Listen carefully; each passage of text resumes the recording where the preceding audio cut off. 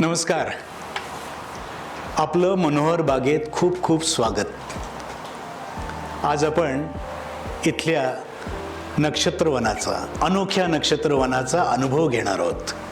हे नक्षत्रवन म्हणजे काय हे आधी आपण समजून घेतलं पाहिजे. नक्षत्रवन म्हणजे आता तुम्हाला माहिती आहे की आकाशातल्या वेगवेगळ्या ताऱ्यांच्या समूहाला नक्षत्र म्हणतात. अशी एकूण 27 नक्षत्र आहेत. तशी पूर्वी म्हणजे महाभारतापूर्वी 28 नक्षत्र मानली जायची.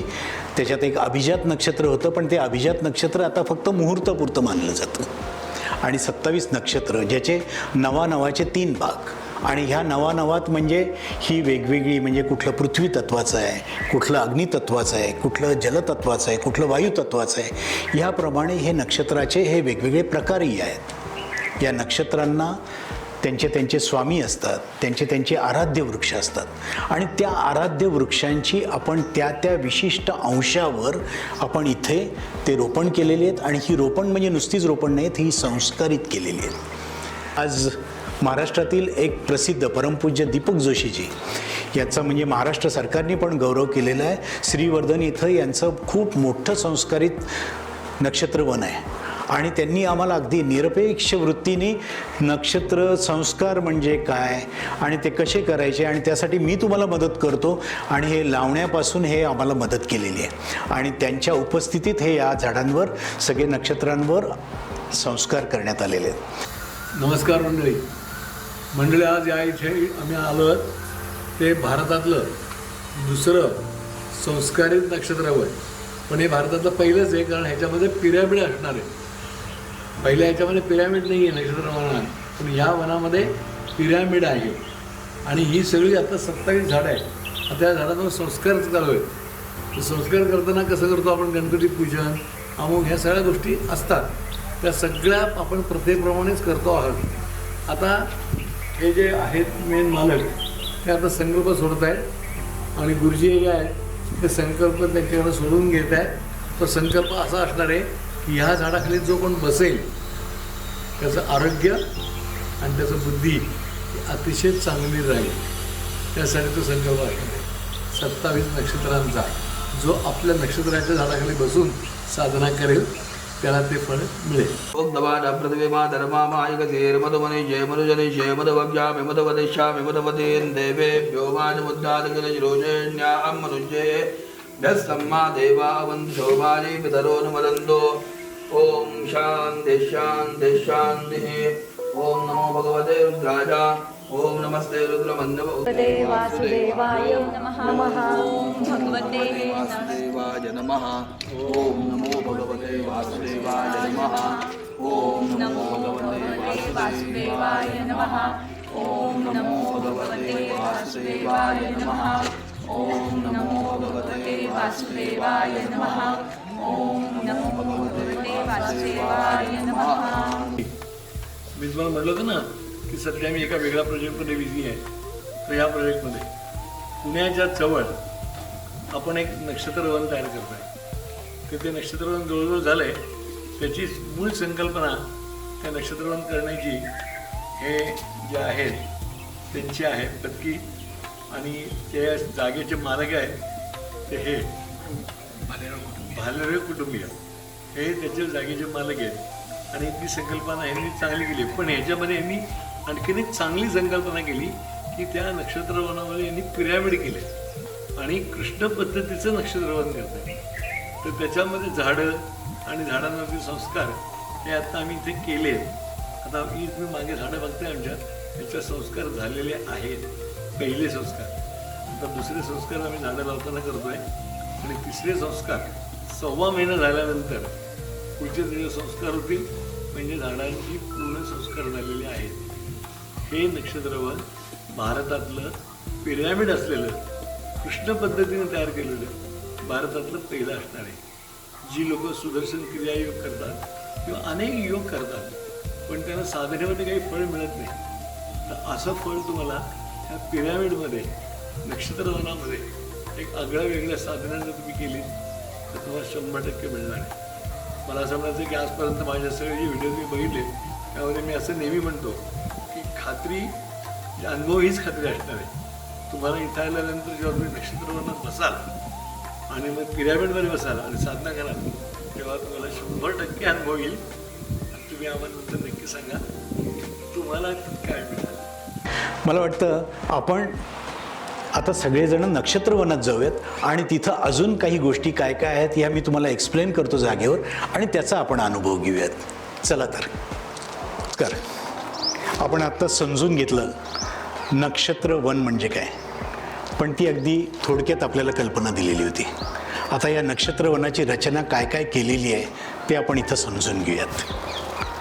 इथे आपण नक्षत्रवनात आपण इकडून जेव्हा येतो तर त्यावेळेस हा तुम्हाला सेंटरला मध्यभागी हा पिरॅमिड दिसतो आणि याच्या चौफेर म्हणजे हा जो काही भाग आहे हा सगळा आपण सर्वतोभद्रपद या संकल्पनेनुसार केलेला आहे. या पिरॅमिडचा आतला जो भाग आहे हा 16 फूट बाय 16 फुटाचा आहे आणि त्याच्या पटीत आपण या पदाची आपण रचना केलेली आहे. याच्यात इथून जेव्हा आपण सव्य पद्धतीने म्हणजे क्लॉकवाईज पद्धतीने आपण जेव्हा प्रदक्षिणा करू तर त्यावेळेस इथं वायुतत्व, मध्यभागी उत्तर दिशेला पाणी जलतत्व आणि उत्तरेपासून ईशान्येकडं तिथं पाण्याचं लॅब्रियंथ आपल्याला पाहायला मिळेल. आग्नेयेला तिथे आपल्याला शुक्राची चांदणी आणि अग्निदेवता पाहायला मिळेल आणि इथं पृथ्वी तत्व. असा हा आपण सगळ्याचा अनोखा आणि मध्ये आपण जिथं मेडिटेशन करणार आहोत तर तिथे आपल्याला एक सुंदर पिरॅमिड पाहायला मिळेल आणि त्याचा आपण अनुभव नक्कीच घेऊयात. या सगळ्या नक्षत्रवनात आपल्याला नक्षत्र हे नुसतं उद्यान नाही आहे, तर नक्षत्रवन हे केवळ उद्यान नसून या ताऱ्यांच्या ऊर्जेने व्यापलेली एक जिवंत जागा आहे. आकाशातील 27 नक्षत्रांशी संबंधित सगळी झाडं इथं पवित्र विधीपूर्वक लागवड करण्यात आलेली आहेत. प्रत्येक वृक्ष हा संस्कारित आहे हे पुन्हा पुन्हा मला सांगावंसं वाटतं. मंत्रोच्चारांनी, भावनांनी आणि प्राचीन वैदिक परंपरेच्या साक्षीने या झाडांचे अंगभूत गुणधर्म आणि संस्कार आपल्या वास्तूस ऊर्जावान करतात, प्रसन्नतेचं वलय निर्माण करतात. हे उद्यान एक आध्यात्मिक संवाद आहे जिथं निसर्ग, आत्मा आणि विश्व यांचं मनातलं नातं, मौनातलं नातं उजळून निघतं. जिथं निसर्ग, आत्मा आणि विश्व यांचं मौनातलं नातं उजळून निघतं. इथं येणं म्हणजे स्वतःकडं परतणं, या विश्वाशी पुन्हा एकरूप होणं आणि मौनात आपण परमशक्तीशी तादात्म्य पावणं. या नक्षत्राचे मी तुम्हाला म्हणलं त्याप्रमाणे इथं ही नावं आहेत. याचा हा प्लॅन आहे, हा सगळा आराखडा कृष्णदल पद्धतीने आहे. ही पूर्व आहे, ही दक्षिण आहे, ही पश्चिम आहे, ही उत्तर आहे.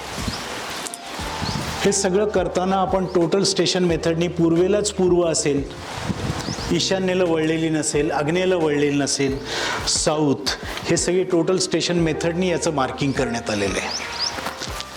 या इथं हे 9 नक्षत्रांचे 3 गट आहेत. इथं आपण तुम्हाला पाहता येतील, इथं मर्सिडीज बेन्झसारखे 3 महत्त्वाचे 3 एंट्री झोन्स पण आहेत. या सगळ्या नक्षत्र आराध्य वृक्षांच्या खाली पायथ्याशी तुम्हाला तुमच्या नक्षत्राशी, आराध्य वृक्षाशी, जन्म नक्षत्राशी संवाद साधण्यासाठी तिथं त्याबरोबर तदनुरूप होण्यासाठी एक काही बैठक व्यवस्था करण्यात आलेली आहे. तिथे त्या झाडाचं, नक्षत्राचं नाव आहे. तिथे एक वेगळा आपण स्कॅनर पण दिलेला आहे. त्या स्कॅनरवर तुम्ही नक्षत्राची अगदी डिटेलमध्ये माहिती आणि डिटेलमध्ये त्या झाडाबद्दलची पण माहिती आपण तिथं पाहू शकतो, वाचू शकतो. तुम्ही फक्त स्कॅन करायची गरज आहे. मी फक्त इथं आल्यावर एकच विनंती करेन, तुम्ही आल्यावर सगळ्यांनी इथं चपलाबूट काढण्यात यावेत आणि आपण इथून हा जो प्रदक्षिणा मार्ग या सगळ्या नक्षत्रांच्या भोवती केलेला आहे याच्या भोवती 3 फेऱ्या, 3 प्रदक्षिणा कराव्यात. या 3 का, तर या सगळ्या नक्षत्रांची, आपल्याला सगळ्या नक्षत्रांची जी फ्रिक्वेन्सी इथे एकवटलेली आहे ती आपल्या भोवती लपेटून घ्यायची, ती एनर्जी आपल्याला मिळवायची. नंतर आपण आराध्य वृक्ष जे काय असेल त्या तिथं जाऊन बसा आणि आपण त्या झाडाला इथं जे झारीनी पाणी तुम्ही देऊ शकता त्याचं संगोपन करणं तुम्ही तुमच्या घरीसुद्धा या नक्षत्रांचं तुमचं जे काही झाड असेल ते लावू शकता. आणि ही वेगळ्या प्रकारे आपण निसर्गाची केलेली सेवाच आहे आणि त्याच्याप्रती कृतज्ञता व्यक्त करणं आहे. आज तुमच्या मनातले जे काही भावभावना असेल असतील तर त्या आराध्य वृक्षाच्या पायथ्याशी बसून तुम्ही त्याच्याशी मनातल्या मनात हितगुज करा. तो तुमचे नक्की हे प्रॉब्लेम दूर करेल याचा विश्वास ठेवा, पण त्याच्यासाठी सातत्य हे लागेलच. आज त्यानंतर आराध्य वृक्षानंतर तुम्ही पिरॅमिडमध्ये आज गायडेड मेडिटेशन करू शकता किंवा तुम्ही तुमच्या श्वासाशी फक्त लक्ष ठेवून त्याबरोबर तुम्ही मेडिटेशन करू शकता. एक निर्विचार होण्याचा प्रयत्न करा आणि ध्यान लावा. या सगळ्याचा जो काही एनर्जीचा जी ऊर्जा मिळणार आहे ती सगळी तुम्ही अगदी एकवटून घ्या. इथे जे प्रयोग करण्यात आलेले आहेत तर आम्ही इथं लोकांचे येण्यापूर्वी आल्यावर या नक्षत्रवनात प्रवेश करण्यापूर्वी ऑरा लेंथ घेतलेले आहेत. ऑरा म्हणजे आपल्या शरीराभोवतीचं इलेक्ट्रोमॅग्नेटिक फील्ड. आपण श्वास घेतो ना तर त्यावेळेस या मॅग्नेटिक फील्डशी कनेक्ट होतो आणि श्वास सोडतो ना त्यावेळेस या कॉस्मिक एनर्जीशी कनेक्ट होतो. आपल्या या स्पंदनातून श्वास घेणं आणि सोडणं याच्यातून पिझो इलेक्ट्रिसिटी क्रिएट होत असते आणि त्यातूनच आपली ही शरीराचे पल्स हे निर्माण होत असतात आणि आपलं शरीर त्याच्यावरच चालतं. आज या इथं घेतल्यावर मला सांगायला आवडेल की आम्ही जे प्रयोग केले, पहिल्यांदा इथं प्रवेश केल्यानंतरचा ऑरा आणि याचा अनुभव घेतल्यानंतर, म्हणजे अनुभव म्हणजे या प्रदक्षिणा मार्ग केले, या आराध्य वृक्षाशी आपण हितगुज केलं आणि पिरॅमिडमध्ये ध्यान लावलं, याच्यानंतरचा घेतलेला ऑरा याची 3 पट ते 4 पट ही लेंथ वाढत जाते. आणि हे ऑरा वाढणं म्हणजे आपली इम्युनिटी वाढवणं आहे.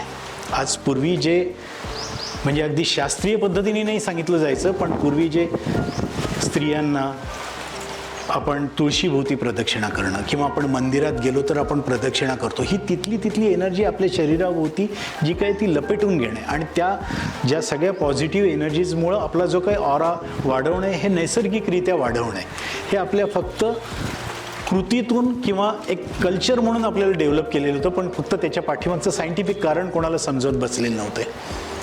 ते आपल्यात रुजवलं गेलेलं होतं आणि हे जेव्हा आता आधुनिक ही तंत्र येत आहेत त्याच्यातून आपण पडताळून पाहतोय. मला नक्की आवडेल की तुम्ही याचा सगळ्याचा अनुभव घ्या.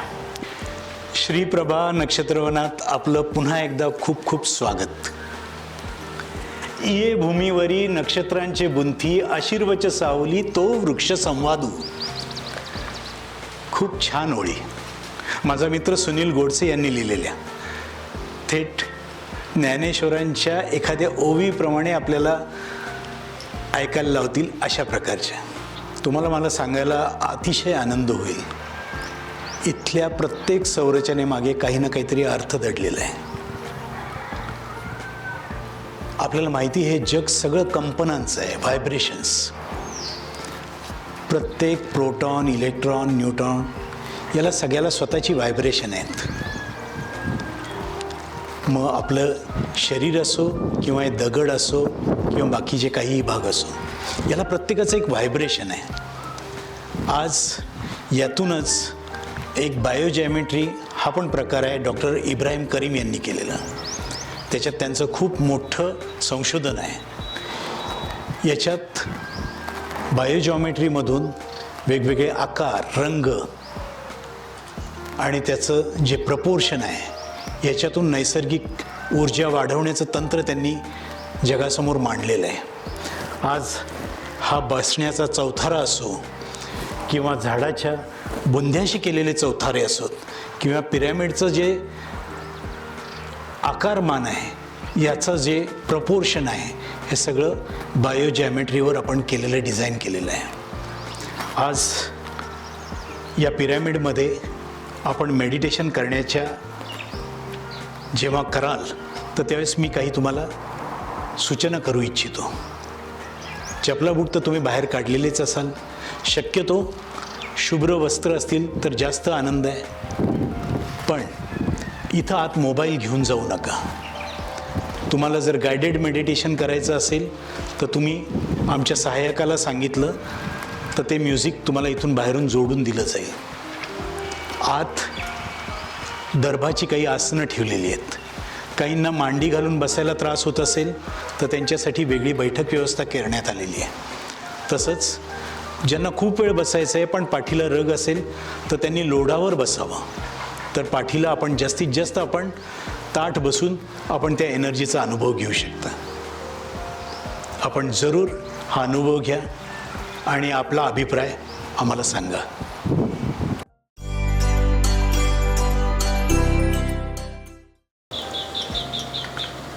या नक्षत्रवनातल्या रचनेबद्दल आता आपण समजून घेऊयात.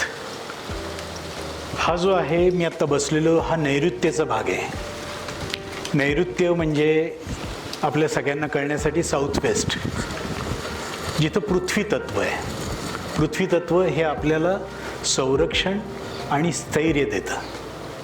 आज पृथ्वी तत्वाचा हा येलो आकारचा रंग आपण वापरलेला आहे. या इथं रचना करताना ही सगळ्यात बाजू उंच धरलेली आणि याचा सगळ्याचा स्लोप आपण जो उतार आहे, ज्याला अगदी वास्तूच्या भाषेत प्लव म्हणतात, तो ईशान्येकडे गेलेला आहे. या पृथ्वी तत्वातल्या तुम्ही जर रचना पाहिल्या तर ही जड करण्याचा सगळ्यात इथं प्रयत्न केलेला आहे. हा सुद्धा इथला जो दगड आहे, या इथं पूर्वीच्या कन्स्ट्रक्शनमधला जो चुन्याच्या घाणीचा जो दगड होता तो इथं ठेवलेला आहे. आणि पृथ्वी तत्वाचं स्क्वेअर, रेक्टँगल हे जे शेप आहेत हे इथं आपण वापरलेले आहेत. आज वास्तुशास्त्रात सुद्धा या नैऋत्य दिशेला हे खूप महत्त्व आहे, कारण ही दिशा पृथ्वी तत्वाची असल्यामुळं इथं स्थैर्य हे आपल्याला मिळावं, इथं कुठेही टॉयलेटचा भाग असू नये आणि हे रंग वापरावेत, तर त्या ऊर्जा या आपल्याला आपोआप मिळतात, असा या पृथ्वी तत्वाचा महत्त्वाचा भाग आहे.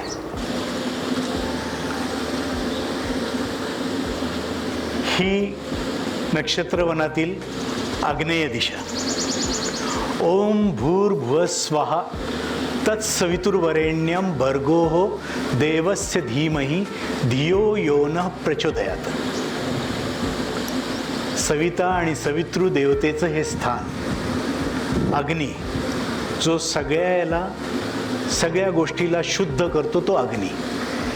या शुद्धतेचं आणि शुक्राचं हे स्थान असलेलं आणि या शुक्राच्या चांदणींची रचना इथंही केलेली आहे. इथं अग्निदेवता पण आपल्याला रोज सकाळच्या वेळेस प्रज्वलित केलेली राहते. तर आपण या शुद्धतेचं प्रतीक म्हणून इथं हा पांढरा कलर वापरलेला आहे आणि या इथं राम तुळस आणि कृष्ण तुळस यांची लागवड केलेली आहे. अशी ही आग्नेय दिशा. ही या नक्षत्रवनातली ईशान्य दिशा. ईशान्य दिशा म्हणजे वास्तुदेवतेचं जो डोक्याचा भाग असतो तो ईशान्येत असतो, जो शंकराच्या पायाशी आहे. ईशान्य दिशा ही जल, शुद्धता व उच्च जाणीवेची दिशा मानली जाते. या दिशेत स्थैर्य अपेक्षित असतं, पण ते स्थैर्य योग्य प्रक्रियेतून प्रकट होतं. इथं ही लॅबिरिंथ रचना जी केलेली आहे ती शरीराची सौम्य हालचाल, मनाची हळूहळू शांत होणारी अवस्था आणि पाण्याचा हा एका दिशेने सर्पिलाकार मार्गक्रमणा. ही चाल व्यायाम किंवा फेरफटका नसून ध्यानाची चालती पद्धत आहे. मध्यभागी पोचताना गती कमी होते, श्वास स्थिर होतो आणि मन जलतत्वासारखे शांत आणि स्वच्छ होते. म्हणूनच ईशान्य, जल आणि लॅबिरिंथ हे सूक्ष्म पातळीवर ही रचना केलेली आहे. आपल्याला आता शहरातून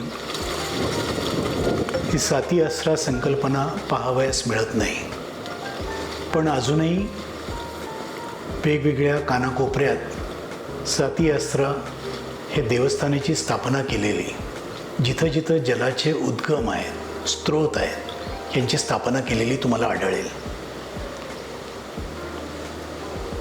साती आसरा ही सप्त जलशक्तींची संकल्पना आहे. ही प्राचीन परंपरेत पाण्याशी संबंधित सप्त आधार शक्तींचं प्रतीक मानलं आहे. ही सप्तशक्ती पाण्याशी निगडीत 7 कार्यांचं प्रतिनिधित्व करतात. आपण या आता नक्षत्रवनातल्या वायव्य दिशेत आहोत. वायव्य दिशा म्हणजे नॉर्थ वेस्ट, उत्तर आणि पश्चिम यांच्या मधला हा भाग. वास्तुशास्त्रात वायव्य दिशा वायू तत्वाची मानली जाते. ही वायू तत्वाची प्रमुख दिशा आहे. वायू तत्वाचं गुणधर्म काय आहेत हे समजून घेऊयात. हालचाल, संचार, बदल, सामाजिक संपर्क, प्राणवायू, ऊर्जेचा प्रवाह.